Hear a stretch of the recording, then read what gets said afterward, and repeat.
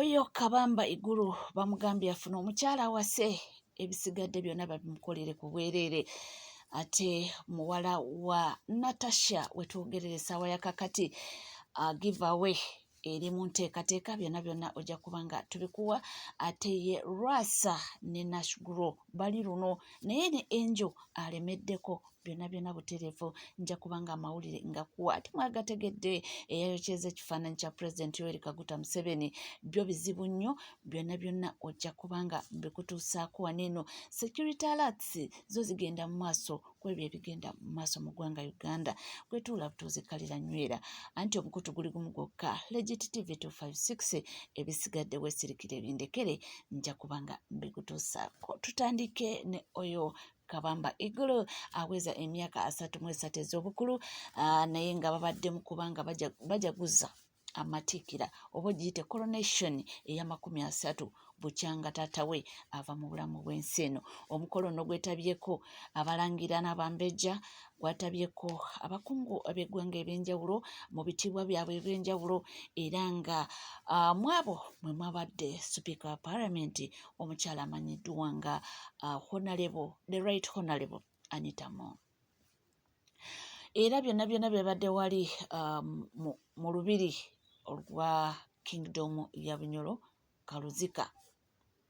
The right honorable Speaker yakutte akazindaalo okwogera n'asaba oyo n'amugamba nti ku myaka 33 King mbadde nsaba mu lubiri muno mwetaagamu kwini. Era n'amugamba nti kiki ekiganye kola bukozi choice nti yono Queen gwensonzeeko batumwanjulire mu bwerufu nze buli kimu nja kukiteekawo. Era n'agamba nti byonna ebikwata ku bride price babaleko ye nga Speaker, naye yeetaaga kulaba Queen mu lubiri olw'etoolo. Awo n'enduulu neeraya. Kankutwaleyoko kati. Your Majesty, you know I'm a cattle keeper. I am told you just get a partner. I'll pay all the cows. I am going to pay all the cows, and today I'm going to deposit. Kitegeera ya pledginze okubanga buli kimu buli biiru agisasula naddala ekwata ku ebyo ebya bride price. So n'amugamba nti gwe kola kimu kyokka, funa oyo gw'osiimye, ebisigadde mu bindekere. Ate munnange nga tukyali awo eri wa Pulezidenti Yoweri Kaguta Museveni, munnange byakusula mu ngato anti muzzukulu we muwala wa Natasha era give away eri underway. Munnange ebyabagagga tebibanga ebyabaffe abanaku. Ebyabagagga tebibeeranga ebyaffe ebyabanaku. Kyembadde njagala okwogerera kyekyo nkitereezezza. Munnange eno biri biti kankutwaleyo koolabe. Nimanya ngomanya ano nomanya nimanya wentaro nwanerezo galama entenero nakazanja zirungo sweet memories noko kokurabaho ninkurebera mu ango you more than enough kankereze more than enough. Omwana muwala yanekaanise dda era nga kyonna ekisigadde anti munnange bo baba beewasa nabeewasa, so temumbuuza omwami ava ludda wa. Naye nga kyemanyi byonna nja kubanga bebatuusaako awo. Oyo ye muwala wa Kalugire Natasha era nga mubamanyi nti mwami mufumbo, mukyala mufumbo, era nga alina omwami we kuva we yamuwasa temuwulirangako nti ABCD, era n'abaana kati babo bakuzizza era nabo kati bali kubanga babagaba obufumbo obutukuvu. Munange tubayozaayoza okubanga batuuse ku ekyo nga byonna bigenda mu maaso. Eno Rwasa ne Nashguro bali ati naye nga munnange nga byonna bigenda mu maaso okubanga banyumirwa. Ate ne Angel naye alemeddeko agamba nti omuntu oyo yali wange era nze amutegeera obbasingako bakwegwanyiza. Wallahi onayinza okuba Angel ayinza okukola ebyo. Angel ayinza obba yakola effujjo. Angel yali akoleddeyo surprise. Tankolerangayo surprise naye bino nabimukoleranga ebintu bwe biti. Naye nga ye tabikolera. Kati lwaki aba abikola leero?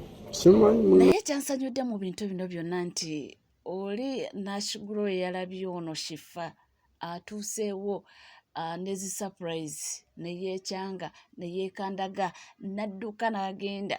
Abaana ne bagamba nti ono tamanyi nti omusajja gwaliko wa lukale. Amba kubanga ye Lwasa tukimanyi nti akyusa buli kaseera era ye omuntu gw'omanyi nti ayinza okubeera n'omukyalo omwaka guno oguddako abeere n'omulala ne mu makati awo asobola okuwasawo omulala. So naye ng'essaawa ya kakati aliko y'oyo ye Nasugulu oba ye yavaako kubanga Lwasa yasiramuka nze naawe. Gatuvuddeko era nga tweyongerayo n'amawulire ag'enjawulo. Ate ye omuyimbi Gloria Bugi yategeezezza nti ebyo byonna bye munjogerako simanyi nakola sajjale nti nze sikolangako sajjale yadde n'olunaku n'olu nti bulijjo temundaba ndi kikyala kirungi nti bulijjo temulaba caps zino ze nnina bannange ne tugamba ono omuwala atuyita nti tuli blind tetulaba yabagambye bulijjo mundaba bubi nze bwentyo bwendi Mukama yampa ekitone. I don't know. Yeah. Ebintu ebyo biri ku Nacho Bugi. Girl, what do you mean? Tondabangako bulijjo. I always have these cups. What do you mean? I mean, take a look. Oyina ekikyuse ky'olaba. Kati ababa nze nshikira abana Uganda ekunya. Buli omu amanyi nti I have a nice body.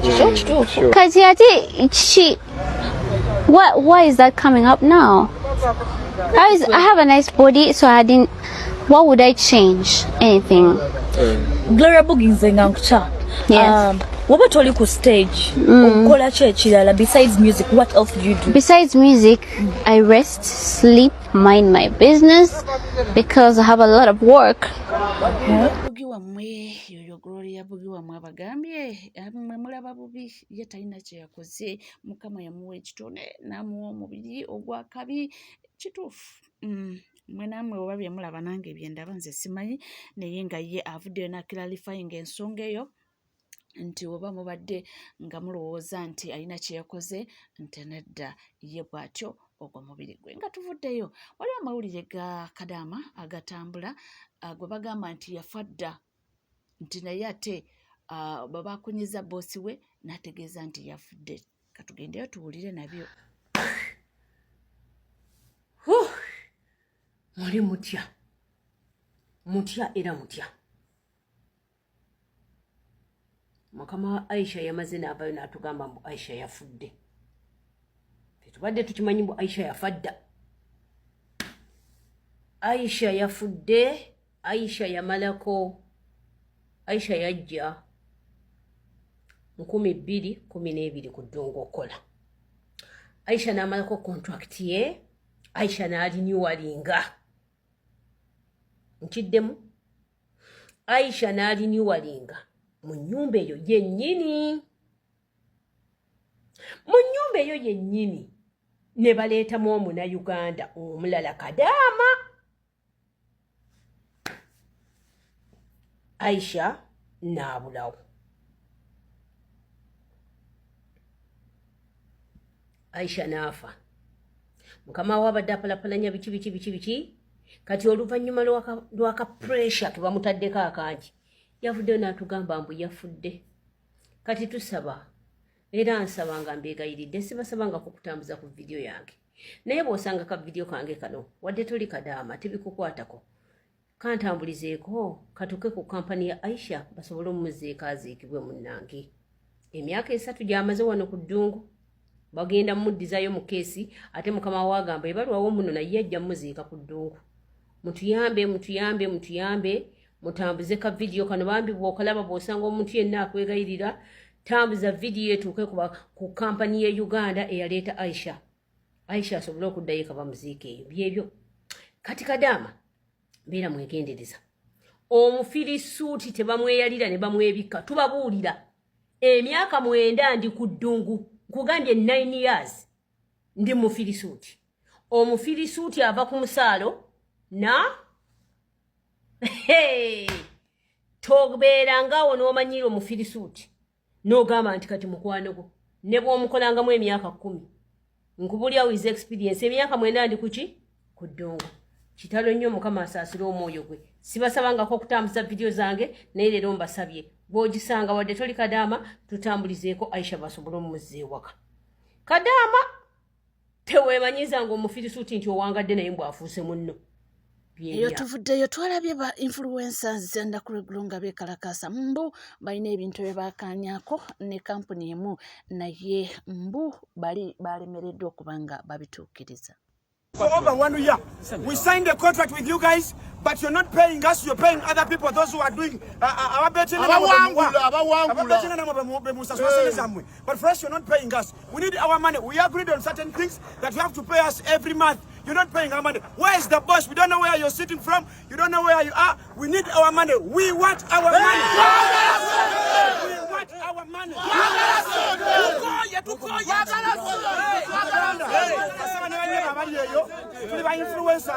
Influencers wa 22bet. Mukanjogere wamma. Tuliba influencers wa 22bet. Yefe abantu abatusaka amawuli amunja kwenda ku 22bet. Batu wasikali batulonda mtuli banji nyondo za omusajja nepogana nitulekana ngaye tukola nga bisikiti netubiteekayo ku TikTok ne ku Facebook na wikiwala ne ku X naye twagaseneza pete musasula babetinga namwe bokabokanga bawangudde nemba sente pete mwaga tuwa sente azifu twabba content wange simu wangu omusajja nengenda kukubo nepogana nenyambala gundi zaabwe baganya okubeera nga bansasula bansuubiza okunsasula ewaka eri ku stage balowooza nagaggawala kumbe tewali kye nafuna buli kaseera nembeera nga mpogania kukuba netwagala sente zaffe your phone. We do skits every day. We put on their t-shirts as 22bet. We put on their everything. They give us gadgets and we use them. But we are not paid. We signed contracts and these contracts were signed in front of them and we took pictures and we showed our people that we have got deals from 22bet. We are not getting paid. Yes. It is a full year right now. Me, I paid I signed the contract last year in September. But there is just remaining one month. I'm not being paid my money. I need my money. Laba nabeekalakaasi basesa era bwe batyo babagambe basayininga contract. Lwaki oyingira contract n'omuntu ng'omanyi togenda gituukiriza? Kyekyo ekibuuzo kye bagamba nti bo baagala ssente zaabwe bakole ki? Bazibawe, baagala ssente. Eyo nga tuvuddeyo era nga tweyongerayo waliwo amawulire agali waneno nga tugenda mu maaso okuba nga tulaba bato oba okusika omuguwa okuliwo wakati wa Jose Chameleone wamu ne Alien Skin. Ono yavuddeyo n'abategeeza nti bannange temugwa mu kabadi k'abantu abo balina ebyawe bayisaayo nti baagala kubanga babajja ku mulamwa. Mwami Nyando Yosoferiti bahabulwa ne gavumenti ye kugambye n'omulema asobola okuba nga agiraba. Balina kuzaako ki? Balina kuzaako kutandika creatinga ntalo nga bayita mba agenti bayo bennyini bemumanyi okuteekawo diversion bastand ku social media bajjewo ebiri ku international level n'ebiri ku local level. So kati njala bategeeze kindeese kwe kubagamba ba comrade mwenna abagala enkyukakyuka ng'okola live osharinga okomentinga ngenda basaba temugenda mu stunts z'abayimbi ba comedian ba celebrities n'abantu sekinombe mumanyi. Tuze tubasomesa tubaga nti omuntu yenna nga akolagana ne Museveni ng'omumanyi nti state agent oba akolera Museveni ne bwe bamukubye ejjabira omutema kw'omutwe oyo tuba tumuwonye.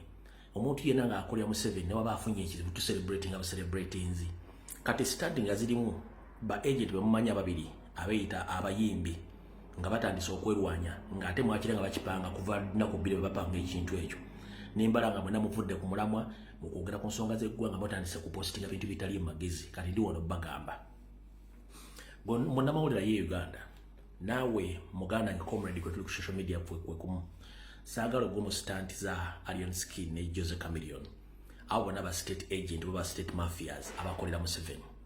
Baganda baffe bangi bali makomera olw'emisango egitali mituufu nga bavunaana okuba nti babeera bali ku parade bavunaana okuba nti basangibwa n'ebyambalo by'amagye oba bambala enkofiira za National Platform naye nga bo abagamba nti bali mu kulwana buli omu alina full uniform ey'amagye ne jackets ezitakkirizibwa bemuli mu kusaasanya essaazi n'olmusitandi kati kambategeeze tewaliwo olutalo wakati wa Chameleone na Alien Skin teruliwo bali banoonya kujjawo amawulire agakutte ensi yonna era gabali mu kulwanyisa ate si bo bokka baasose kivuga wiiki namba nga kijja kirema kifuloopinga. Museveni ali mu kulwana kujjawo kigambo kye bayita kidnap ekyali kimufuukidde ekizibu. Kidnap, ekigambo kidnap kyali kisaasaanya ensi yonna era kyovula ne mu bitundu bireeta eggwanga mu Busoga Museveni era asobola okufuna resistance ng'abaana basazeewo kati ebyokuwamba tubikooye ng'abaana benganga amagye ezo video mwazirengera zibazanyira jo nazanye video jo nabaleketaddeko video eyeruweero Busiika ng'abadde baze kuwamba mmeya waawo abatuuze ne bakuŋŋaana ne bagamba ebyokuwamba abantu bikooye drone ne bagikubako babadde mu drone omu n'adduka ne bakwatako omwo kitegeeza nti kyetusomesa eky'abantu okwebiramu kya protestive kitandisa okukwata abantu kitegeeza kati Museveni alina creatinga ki alina creatinga stats ne diversion kati ndi wano kutegeeza temugenda mu kintu kyonna ekiyitibwa diversion omuntu yenna ng'akolera state kabere muyimbi kabere celebrity kabere munnamawulire kabere munnabyabufuzi kabere ani ezo stand bazitegese okubeerawo kubajja ku mulamwa so saagala muzigendemu kati kamba nnyonnyole stand ezona zemulaba zonna ziri facilitated by Christopher Damulira zonna stand eziriwo saa zino ziri facilitated by the Christopher Damulira okujjawo kidnapping n'omusango gwa Joseph Kony omusango gwa Joseph Kony gwafuukidde Museveni Kagumba weegoge abantu ku international level bonna bannayuganda bali mu diaspora n'abali eka bwe bagenze ku Twitter ne bagenda ku TikTok ne bagenda ku Facebook ne bakubana amasimu basindika nezi email nga bakonfirming nti omusango gwa Kony mulimu kwebuzaabuza ng'afuuka bana abakoni omutuufu ye Museveni obujulizi twabawadde nammwe kenyini mwamulabye so kati ekintu kyatanize against him abadde alina okucreatinga diversion ne stance eri mwe muyita ndi baserebu bammwe naye nga njala kusooka kubuuza olutalo lwavudde luddawa 1 baasoose ne bateeka ssente mu mbaga ya Muganda Ferrama embaga baali baagala gikozesa ereete public attention efuuke point of discussion ku social media embaga yaganye ekyo ne kiyitaawo abagibadde mwona babadde ba state operative ba state agent embaga yaganye okufuna mainstream media attention ne social media attention yakomyawo neefa ne baleeta ku mbaga kwennyini oyo muvubuka libikola byekasenge n'atandika okuluba president bubi nnyo nga media muwa ne basupporting ne basharinga information nga avuma Kyagulanyi abaana ba national platform n'abakulembeze n'amawulire n'abantu bennyini naffe twaganye mu attention kati ekintu kye nakyo ne kifiira mu kkubaawo tekyayongeddeyo okitegeera bulungi ekintu kye ne kifiira mu kkubo tekyeyongeddeyo kubanga baakimye attention baakimye media kati ekyo bwe kiganye baadde balina okuliyetinga olutalo Christopher Damulira kwe kuyingiramu njagala obeere ng'omuntu ategeera ani yatandise mu olugamba olutalo sitaati era negitandise njagala mbulire walabyeko wantu wonna Aliyoni ng'alumba Kamiri no yabadde Kamiri n'amaze okusharinga omusimbi Kamiri atandika olutalo alutandike nabaana balopikingemu interest kyovula nti ba agenti b'ono muvubuka bapikinze mangu interest mu lutalo bandika okwekuba tujja kwekuba biki byakukuba ne Kamiri n'avaayo ne n'atandika tujja kukuba tujja kukuba ezo n'ensamba gezimwalabe zonna abaale balabyeko engeri gye bakolamu firimu mwumve kono gye mulabula ku CD oba ku TV firimu ngeri gye bazikolamu kibayita film making bwogitunda bintu bino stati ze baazanye kubanga badde bategese olutalo nga Christopher Damulira amaze ozasasula kati ngenda kugamba teriiyo kintu kyonna kyabaddewo kyakulwana zino stunt baagala kujjawo kidnapping ebadde genda maaso bafukidde ekizibu baagala kujjawo ne ekya International Criminal Court kati kankutegeeza ebintu bino bitegeere mukimanyi bulungi nnyo mu Uganda ne mu nsi yonna music industry atambulira ku stunts music industry atambulira ku bubadi nti omuyimbi ayinza okuba alina olulimi lwayagala okufulumya oba alina lwoki gyayagala okukola n'asooka n'akolawo ekintu ekisasamaza amawulire afune public sympathy kati nabano olwokuba nti bali mu music industry badde bateekeddwa okujja okukola ekintu ekyo okutandika okubuzaabuza abantu naye nga tewali lutalo wakati waabwe kire ekintu kipange Christopher Damulira kiramu omukono kuba yakifacilitating ensimbi kubanga kiri muki kiri mu pipeline era mutunuulire ennyo olutalo gye lwatandikidde baani abatandise odipositinga be bantu betukomplaininga nti batambuza diversion kuno era mutunuulire nnyo balina n'amasimu g'abo abantu abakubira babuulira ki ekiddako nakye bagenda okukola kyobola video zisookera waabwe ne bazitambuza bo ne bateekamu information bamala ne batandika okukola live nga bame kupromotinga ekintu ekyo kubanga kiri state funded okujjawo ebintu byonna bigenda mu maaso olw'ensonga twali twategedde dda nti kidnaps zigenda mu maaso mu Uganda naye kati abaani baazikubye ne resistance nejja yensonga lwaki bataddewo zino diversion ne stunts bagambe nti bali mu kulwana tewali lutalo lwonna zino ziri state funded stunts nga Christopher Damulira yasaasanyiza ensimbi ng'ayita mu bantu be bali muki abali mu Kampala naddala mu ghetto structures tewaliiwo olutalo mbategeeza Christopher Damulira yali emabega wa stand ezo ezabali mu kwerwanya tewali olutalo bajja kuleeta amajje balitinda buli kimu babakange kangaawo mbolutalo lugudde wakati w'abaana babiri tewali olutalo bire ebintu bya kiyayi nnyo so kubanga byonna kibakola kuki mission ezasoza okuvuma Kyagulanyi byaganye ne bateekawo n'embaga ez'ekipata n'ebintu tubyadde byonna zaaganye ekyo kyo mukitegedde tugenze mu maaso soka webuuza nga wegende soka obuuze ani yasoose okulumba munne yabadde amulumba ku ddiru ki ndi tewali sazaamu ekyo manya nti kifu tugenze mu maaso ekigendwa ky'abana abantu kyakuteeka kizikiza ku nsonga ezigenda mu maaso mu ggwanga omuli ekiwamba bantu santi z'abantu ziri mu kuteeka kizikiza ku kiwamba bantu ekigenda mu maaso mu ggwanga kyetuyita kidnapping ekyakutta ensi yonna nekigera ku international level ku mainstream media z'ensi yonna nti Uganda okuwamba abantu kutususe bannabyabufuzi ekyo kyebagezaako kati okugjawo saako n'omusango wa Joseph Kony nti gwaleese obuzi Museveni gwamu expose nti abantu bonna bagendedda Museveni ye Kony yennyini kati njala kugamba bubanga bakomredi bannaffe bali mu kkomera olw'emisango egitaliiyo nga bali mu kukola stand bambala full army uniform nga tebakwatibwako naamu balina n'emmundu batambula nazo nga temukimanyi kati kiki ekikupostingisa ekikusharingisa ensonga zino kubanga njala kutegeeza muzuulu webale kubanga wekomidde ku Legit TV 256 tuwerabira kubanga subscribinga ringing that notification bell sharing liking ebisigadde butereva mawulire nja kubanga nga kuwa era nja kubanga nga kutuusaako na wali wona wasinzidde sigala naffe tova